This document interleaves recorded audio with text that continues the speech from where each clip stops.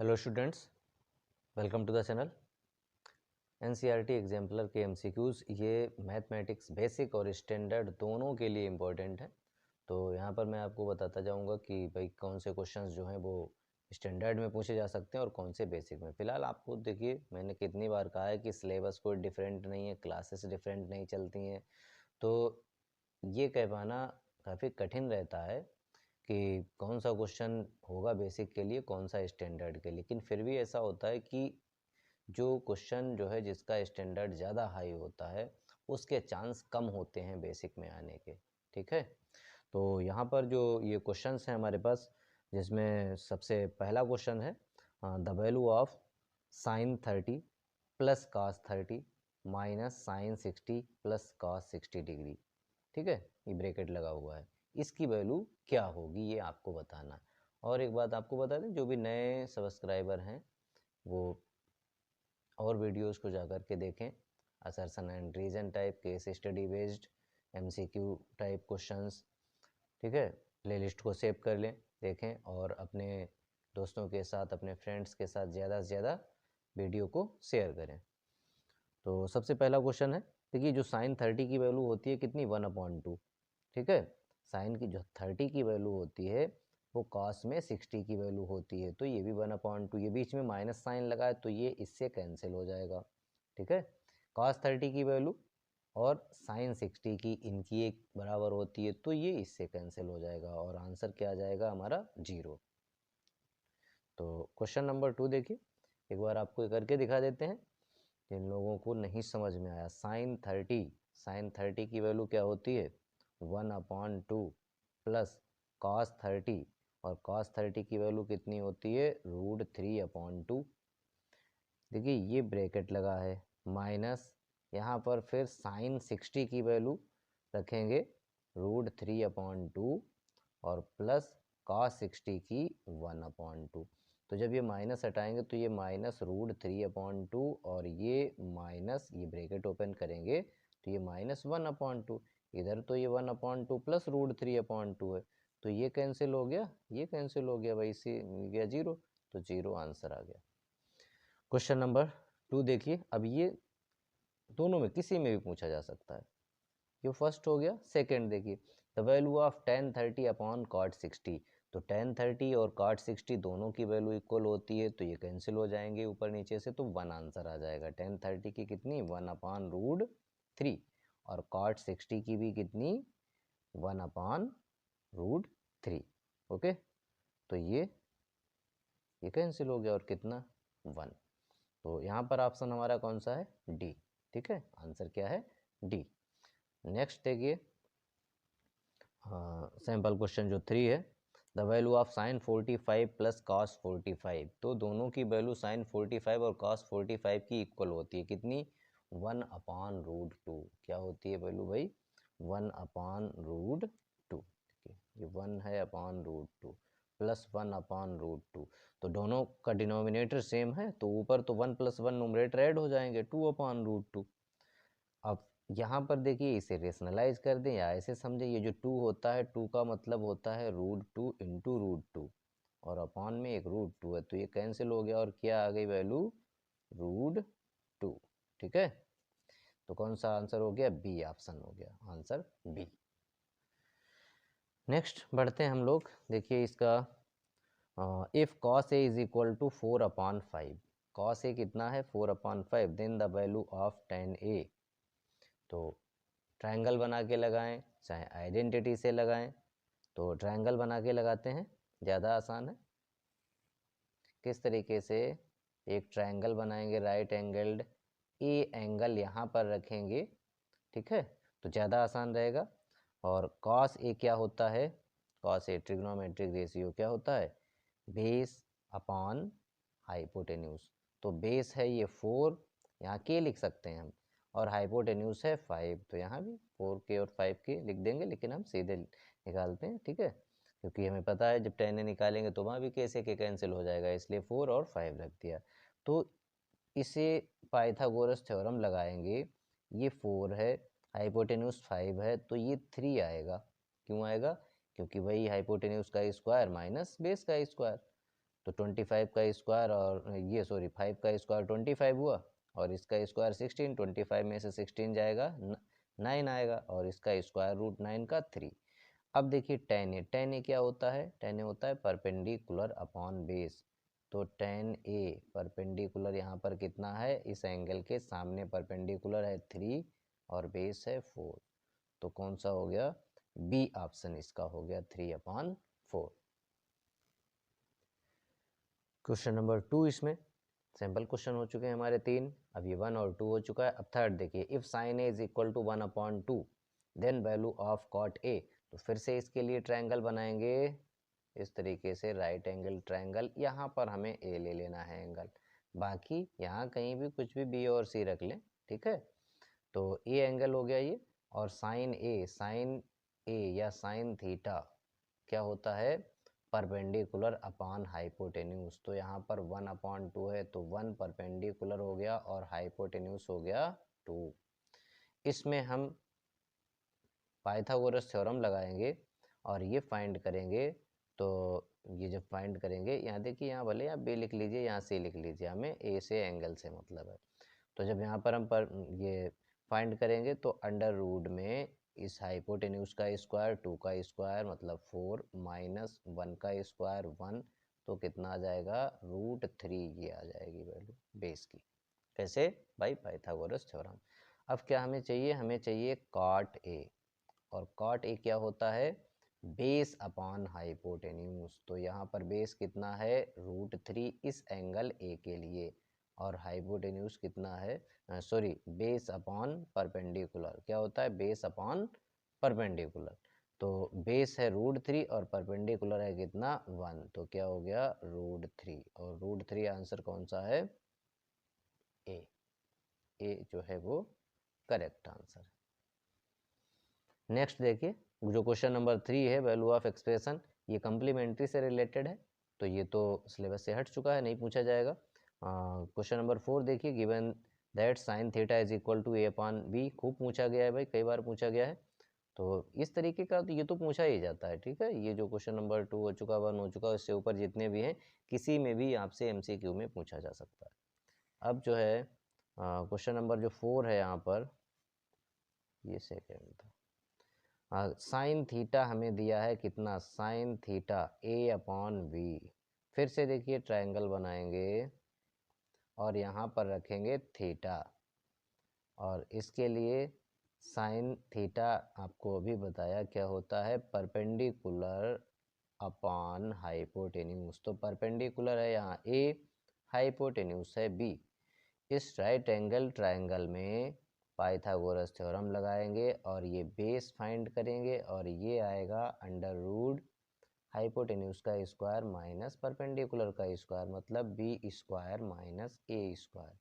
ये तो सभी को पता है ना, जिसे भी पाइथागोरस थ्योरम नहीं पता है राइट एंगल ट्रायंगल में, तो भाई ये लाइन देख लो, हाइपोटेन्यूज का square is equal to base square plus perpendicular square होता है। जब हाइपोटेन्यूज चाहिए हो तो अंडर रूट लगा करके ये base square plus perpendicular square, perpendicular चाहिए हो तो ये इधर आएगा माइनस हो जाएगा और फिर अंडर रूट लग जाएगा, मतलब hypotenuse square minus base square.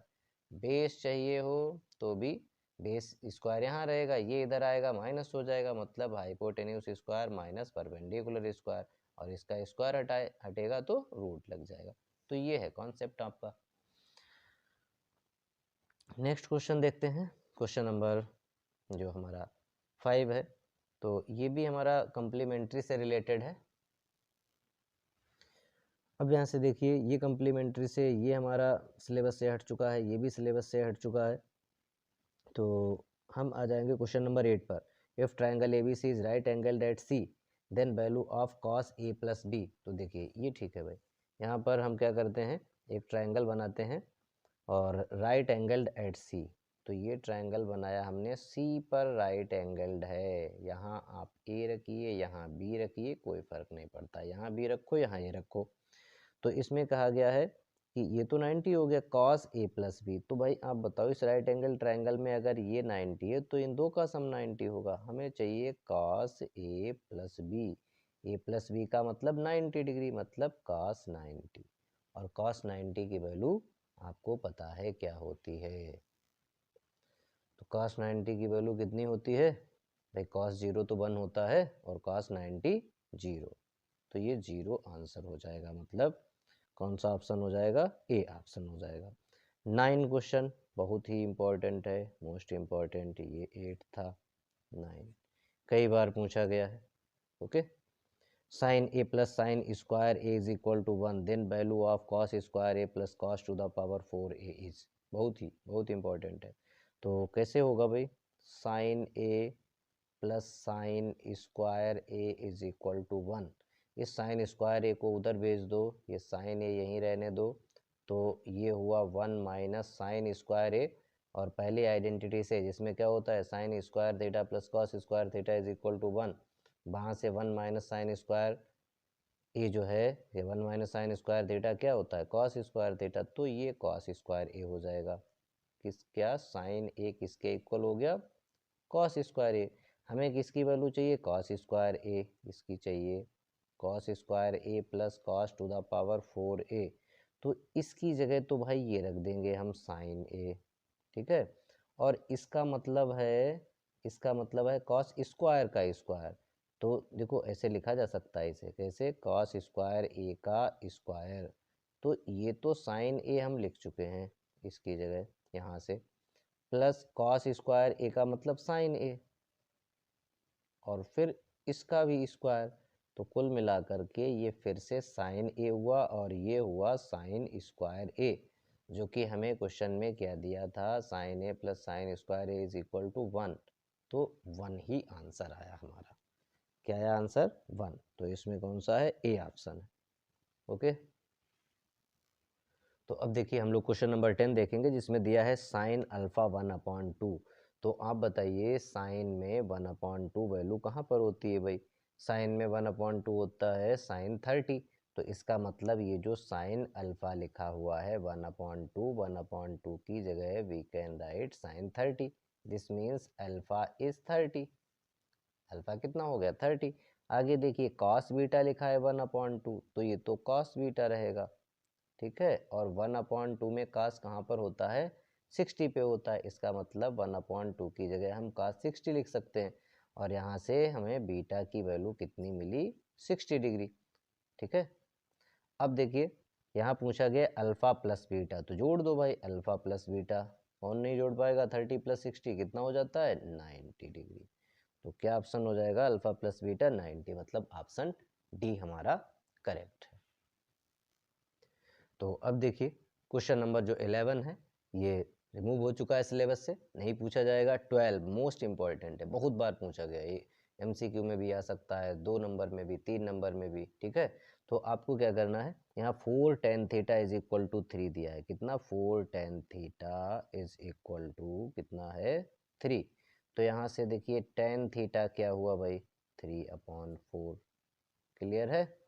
Triangle बना करके हम साइन थीटा कॉस थीटा निकाल सकते हैं, और यहाँ वैल्यू पुट करके सिंप्लीफाई कर लेंगे, आंसर आ जाएगा।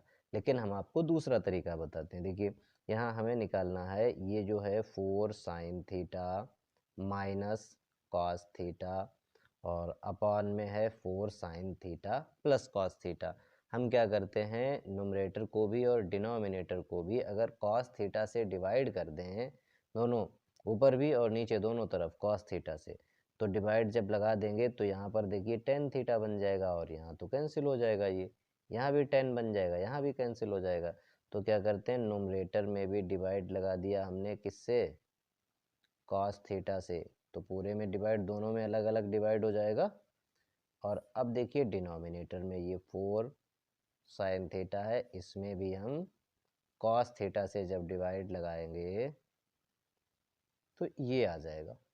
मतलब इसमें ऊपर पूरे में लगाएंगे तो दोनों में अलग अलग डिवाइड हो जाएगा, यहाँ भी अपॉन में डिवाइड लगाएंगे तो यहाँ भी। तो कुल मिला के ये क्या बना? ये तो साइन अपॉन कॉस है, ये कॉस है, तो कितना हुआ? टेन थीटा हुआ। देखिए ये कितना हुआ? 4 टेन थीटा हुआ, और माइनस का 1। यहाँ पर क्या हुआ? 4 tan theta plus 1। Value put कर दो भाई, टेन थीटा कितना है? 3/4 है। तो इसकी जगह 4 इंटू 3/4 -1 अपान में 4 इंटू 3/4 +1। तो ये 4 से 4 कैंसिल हो गया, ये 4 से 4 कैंसिल हो गया। ऊपर 3 - 1 2 आएगा, नीचे ये 3 बचा, यहाँ पर +1 4, मतलब 1/2 आंसर हो गया। कितना हो गया? 1/2। तो देखिए कौन सा आंसर है? सी। तो इतनी आसानी से क्वेश्चन ये सॉल्व हो गया। ओके, तो ये कई बार क्वेश्चन पूछा गया है। तो अब हम लोग देखते हैं क्वेश्चन नंबर 13, जिसमें कहा गया sine theta minus cos theta is equal to 0। भाई इसको ऐसे लिख सकते हैं, अगर ये 0 है इसका मतलब sine theta is equal to cos theta. इधर आया? अब देखिए ये भी कई बार क्वेश्चन पूछा गया है, यहाँ से आप सीधे लिख सकते हो साइन थीटा और कॉस थीटा इक्वल कहाँ पर होते हैं? थीटा इज इक्वल टू 45 पर। तो आप दे सकते हो थीटा की वैल्यू 45 हो गई। ठीक है, तो यहाँ भी सेटिस्फाई करेगी। या फिर ऐसे ला सकते हो अपान में, तो sine theta upon cos theta, और ये कितना हुआ? इधर तो 1 हुआ। ठीक है, तो ये हुआ tan theta is equal to 1। तो 1 कहाँ होता है? टेन में 45 पर। तो यहाँ लिखेंगे tan 45 degree, tan theta is equal to, this means theta is equal to 45। 2 number में 3 नंबर में अगर पूछा जाता है तो आप ऐसे सॉल्व करेंगे। अब हमें चाहिए साइन, मतलब थीटा हमने निकाल लिया 45, तो ये sine 4 sine to the power 4 theta, इसका मतलब है साइन थीटा पावर 4, और इसका मतलब है कॉस थीटा पावर 4। तो साइन 45 यहाँ पर रखेंगे, साइन 45, और साइन 45 की वैल्यू कितनी होती है? 1/√2। यहाँ लिखेंगे साइन 45 टू द पावर 4, और इसकी पावर 4 कर देंगे।